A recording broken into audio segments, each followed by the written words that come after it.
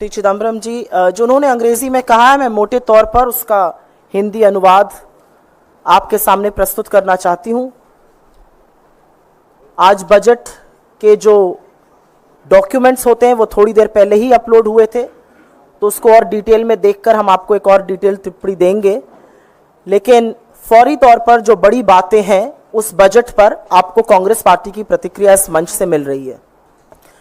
ये देखकर खुशी है कि वित्त मंत्री निर्मला सीतारमण ने कांग्रेस के न्याय पत्र को, कांग्रेस के चुनावी घोषणा पत्र को बड़ी तल्लीनता से और बड़े गौर से पढ़ा, और उनका ये जो कुर्सी बचाओ बजट है ये एक तरह से कॉपी पेस्ट हमारे जो प्रपोजल्स थे उस घोषणा पत्र में ऐसा प्रतीत होता है।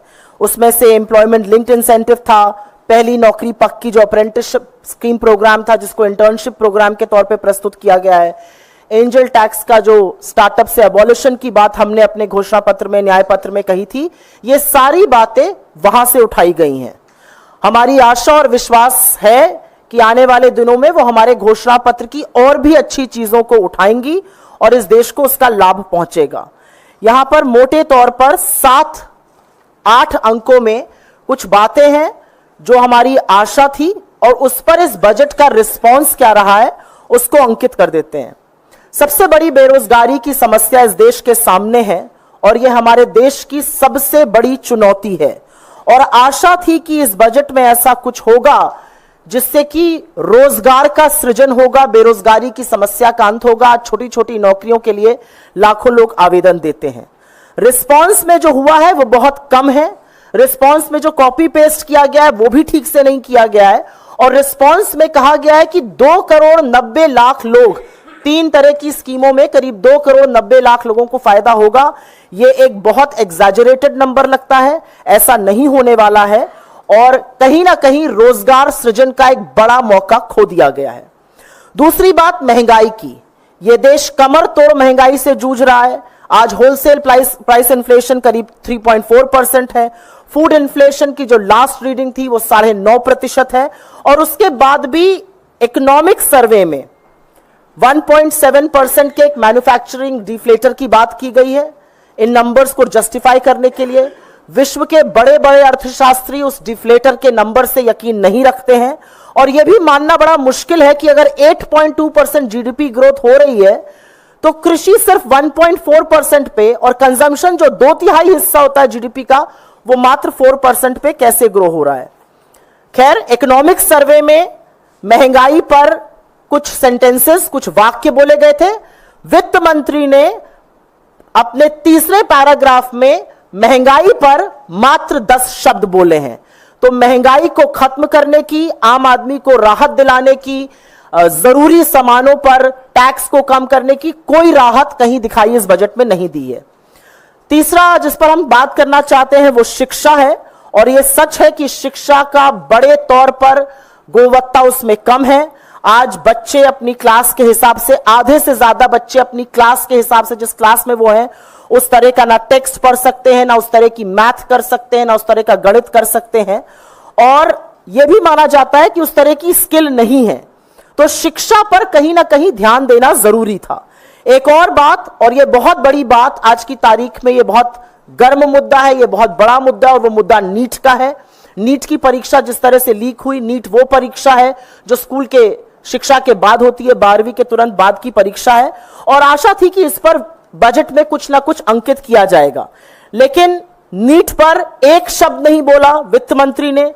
स्कूल एजुकेशन का यह हाल है कि लगातार बजट के बनिस्पत स्कूल एजुकेशन के बजट को घटाया जा रहा है, और पिछले बार के बजट में 1,16,417 करोड़ रुपए खर्च करने की बात थी, लेकिन जो अनुमानित, जो रिवाइज्ड हुए हैं फिगर्स, उसमें वो 1,08,868 रुपए खर्चा हुआ है। करीब 8,000 करोड़ रुपए एजुकेशन पर, शिक्षा जैसी चीज पर कटौती की गई है। चौथा पॉइंट हेल्थ केयर, स्वास्थ्य का है, और यह सर्वविदित है, सबको पता है कि पब्लिक हेल्थ केयर का बुरा हाल है, सरकारी अस्पतालों का बुरा हाल है। डॉक्टर की, नर्सेस की, टेक्नीशियंस की कमी तो है ही, जांच की मशीनों की, डायग्नोस्टिक्स की भारी कमी है, और यह माना जा रहा था कि हेल्थ पर, स्वास्थ्य पर खर्चा ज्यादा किया जाएगा, लेकिन स्वास्थ्य पर भी जीडीपी के बनिस्बत खर्चा घटाया जा रहा है और अब सिर्फ वो 1.9% रह गया है। और सुनने की बात यह भी है कि पिछली बार का जो बजटेड अमाउंट था वो 88,956 करोड़ था, खर्च 80,000 करोड़ से कम किया गया, 8,000 करोड़ की से ज्यादा की इसमें भी कटौती की गई। पांचवा जरूरी पॉइंट है कि आय जो थमसी गई है, जो वेज बिल थमसे गए हैं, जो लोगों की इनकम और आय बढ़ नहीं रही है, लगभग 6 साल से लोगों की इनकम एक जैसी प्रतीत हो रही है। वर्ष 2017 से 18, वित्तीय वर्ष 18 से 23 के बीच में जो स्वरोजगार पाते हैं वो 12,800 रुपए कमाते हैं प्रति माह, जो दिहाड़ी मजदूर हैं वो करीब करीब 7,400 कमाते हैं, और जो मजदूर है वो 19,750 कमाते हैं। हमारी हमेशा से डिमांड रही है, हमारे मैनिफेस्टो में रहा है कि 400 प्रतिदिन की न्यूनतम आय हर श्रेणी की होनी चाहिए। इस श्रेणी की जो आय है, मजदूरों की जो आय है, वो 400 रुपए प्रतिदिन पर फिक्स किया जाए, ये हमने अपने घोषणा पत्र में डाला था। लेकिन असलियत यह है कि 0 से 20% टैक्स ब्रैकेट के अलावा किसी भी टैक्स देने वाले को कोई राहत नहीं है, और खास तौर से दिहाड़ी मजदूर, वो लोग जो शायद टैक्स ब्रैकेट में नहीं आते हैं, जो गरीब और गुर्बत से जूझ रहे हैं, पिछले 6 सालों में जिनकी इनकम नहीं बढ़ी है, उनको कोई भी राहत, कोई भी रियायत नहीं दी गई है। छठा बड़ा पॉइंट, और यह कृषि को लेकर है। हमारे देश की 65-70% लोग कृषि से संबंध रखते हैं। एक ही मांग लगातार किसान कर रहे हैं, किसानों की शहादत भी हो गई, किसान आज भी मांग कर रहे हैं कि एमएसपी की कानूनी गारंटी हमें मिलनी चाहिए। इस कानूनी गारंटी का उल्लेख उस घोषणा पत्र में भी है कांग्रेस के, जिससे कॉपी पेस्ट करने का तमाम काम वित्त मंत्री ने किया है। काश उन्होंने यह भी किया होता, लेकिन रिस्पांस में उन्होंने कृषि का बजट घटाया है as a percentage of the budget, और एक यह भी सत्य है कि एमएसपी की लीगल गारंटी पर, कानूनी गारंटी पर उन्होंने एक शब्द नहीं बोला है।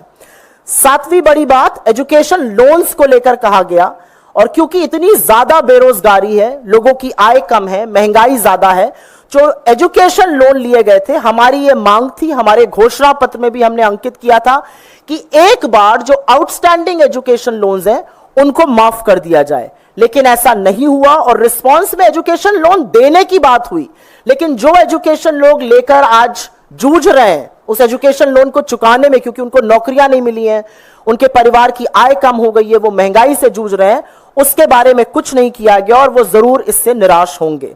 अंत में एक बहुत ज्वलंत और बहुत बड़ा मुद्दा इस समय अग्निपथ स्कीम को लेकर है। लगातार हम देख रहे हैं कि सेना उसका विरोध कर रही है, लगातार शहीद परिवार उसका विरोध कर रहे हैं।